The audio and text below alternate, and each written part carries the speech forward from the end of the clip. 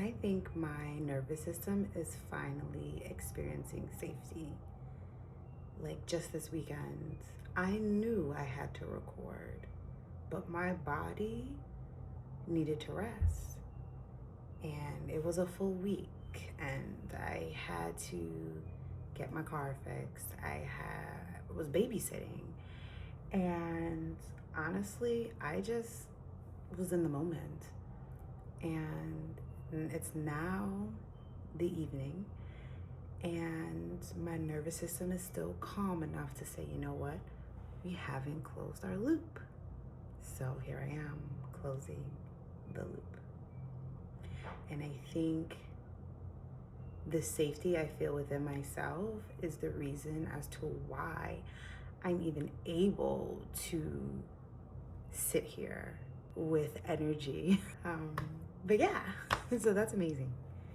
So yeah, like it's not perfection, right? I'm no longer waking up every single day in a panic, emotionally preparing for chaos. And that realization has really helped me, because for a long time, I thought that like being on was normal. Like always thinking, always spiraling, always anticipating, and like always preparing emotionally before anything ever even happens. And when you live like that long enough, your body starts to treat survival as a personality trait. You become hyper vigilant without realizing it. You overthink everything. You replay conversations.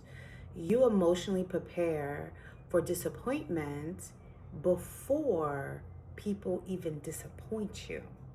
And then eventually, right, you don't realize how exhausted you really are, because your nervous system has adapted for so long to this dysfunction. And I think that's why peace is so uncomfortable for me and for a lot of people at first, because chaos is loud, it's abrupt. It keeps your brain stimulated. But you know, safety is quiet. I want to say probably since a few months ago, I really took the time to learn how to be safe within myself. And of course, I still have responsibilities. I'm still Jay's mom. I still have a 5 a.m. wake up tomorrow. I still have bills, and I still have moments where I'm overwhelmed. But internally, I don't feel so chaotic anymore, which I think is a bit of a flex, especially when you've come from survival. I'm 37 now. So pretty much I've been in survival mode for about 30 years. So you can understand why it can be discomforting.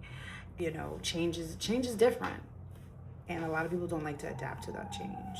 And I think this all changed when I really took a conscious effort to take care of myself.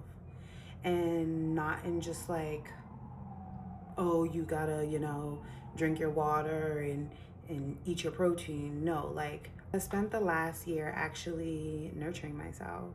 And I'm not just talking about healing. I've been journaling, doing shadow work, yoga, meditation, breath work, slowing down.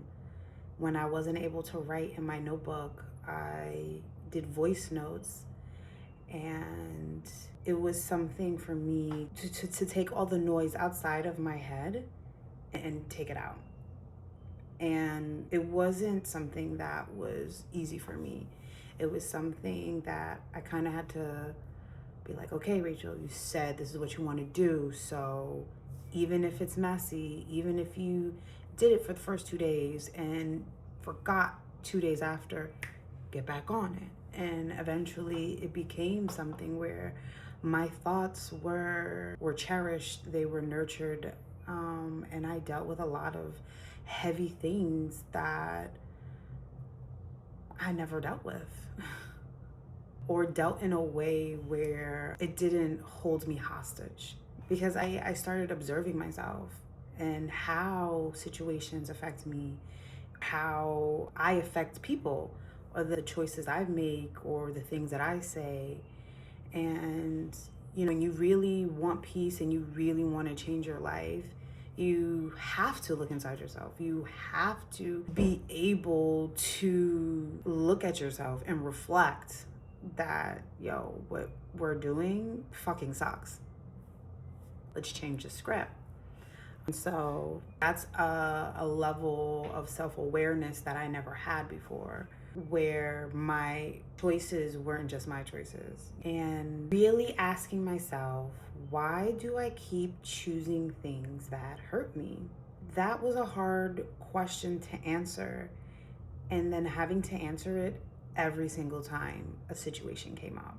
Because that level of self-awareness, it changes you. Because eventually you stop abandoning yourself emotionally. And something that I realized as well is that now my body responds differently too. I'm softer, I'm calmer. I definitely am thinking before I speak. I'm more grounded. And even my creativity feels different. It's no longer a burden or an obligation. It's something I naturally am embracing myself into. And because of that, I'm no longer creating from a space of chaos. I'm not creating from emotional survival anymore. And that feels different because I am creating in alignment. And there's a difference. Before, everything felt urgent. Everything felt emotionally charged. Everything felt like fix it now, fix everything, don't slow down. And after a while, that gets a bit exhausting. But now I'm learning that slowing down, it doesn't destroy me. If anything, it replenishes me.